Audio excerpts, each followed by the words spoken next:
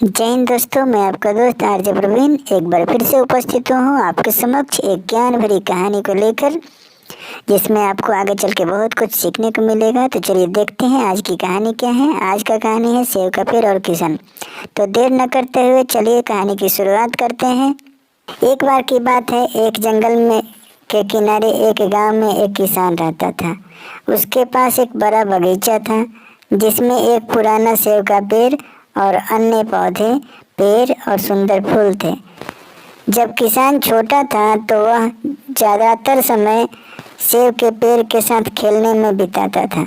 उन दिनों सेब के पेड़ ने उसे अच्छे अच्छे सेब दिए थे।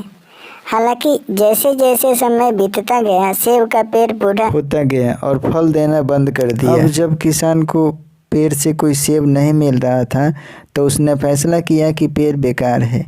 इसलिए उसने पेड़ को काटने और उसकी लकड़ी का उपयोग कर नए फर्नीचर के लिए करने का फैसला किया।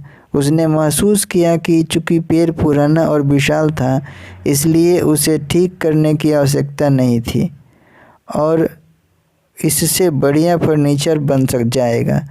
वह भूल गया कि एक लड़के के रूप में उसने अपना पूरा बचपन पेड़ पर चढ़ने और सेब खाने में बिताया था।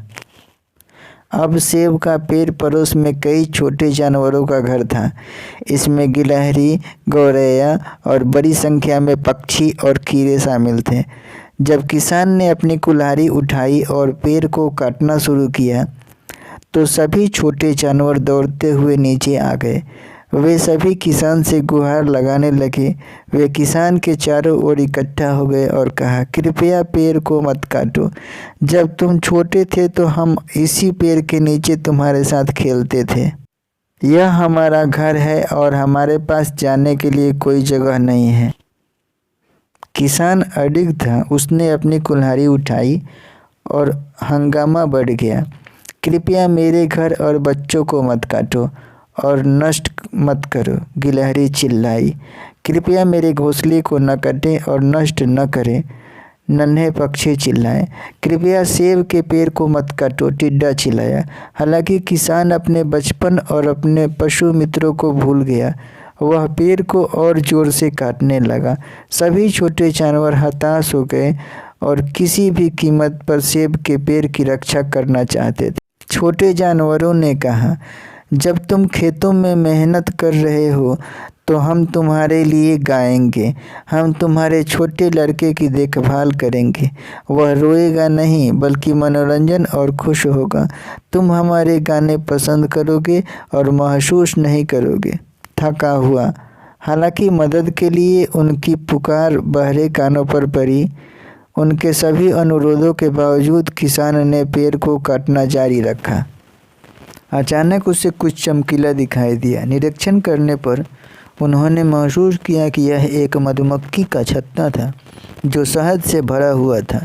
उसने थोड़ा सा लिया और अपने मुंह में डाल लिया। शहद के स्वाद ने उसके अंदर के छोटे लड़के को जगा दिया। अचानक उसने बचपन की यादें दौड़कर उसके वापस आ गई। शहद का स्वाद इतना अच्छा था कि वह और अधिक चाहता था। यह उसके लिए खुशी की भावना लेकर आया। वह मुस्कुराया और कहा, इसका स्वाद लाजवाब है। किसान के रवैये में बदलाव को महसूस करते हुए छोटे जानवर एक स्वर में बोले। मधुमक्खी ने कहा, मैं तुम्हें हमेशा मीठा शहद प्रदान करूंगी।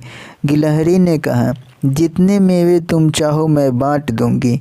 चिड़िया चिल्लाई, जितने गीत तुम चाहो हम गाएंगे। अंत में किसान को अपनी मूर्खता का एहसास हुआ और उसने अपनी कुल्हाड़ी नीचे रख दी। वह समझ गया कि पेड़ कई प्यारे जानवरों का घर है जो उसे बहुत सारी चीज़ें प्रदान करते हैं। वह चाहते थे कि उनके छोटे बेटे का बचपन वैसा ही हो जैसा उसका था। किसान ने महसूस किया कि सेब का पेड़ इतना फलहीन नहीं था। उसके अंदर के छोटे लड़के ने सेब के पेड़ को बचा लिया।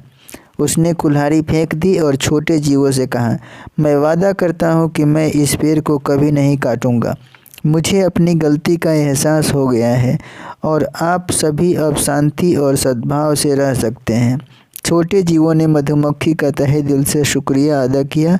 अगर किसान को मधुमक्खी का छत्ता नहीं मिला होता तो वे अब तक बेघर हो चुके होते। वे पुराने सेब के पेड़ में खुशी से रहने लगे। इस कहानी का मोरल ऑफ द स्टोरी है कि प्रकृति में प्रत्येक जीवित वस्तु किसी न किसी काम की है। हमें किसी भी जीवित वस्तु को नष्ट नहीं करना चाहिए। इस कहानी को सुनने के लिए आपको बहुत बहुत धन्यवाद। यदि आप इसी तरह की शिक्षाप्रद कहानियाँ सुनना चाहते हैं तो आप हमारे यूट्यूब चैनल सागर में गागर को सब्सक्राइब करें, लाइक करें, शेयर करें। तब तक के लिए बहुत बहुत धन्यवाद। जय हिंद, जय भारत।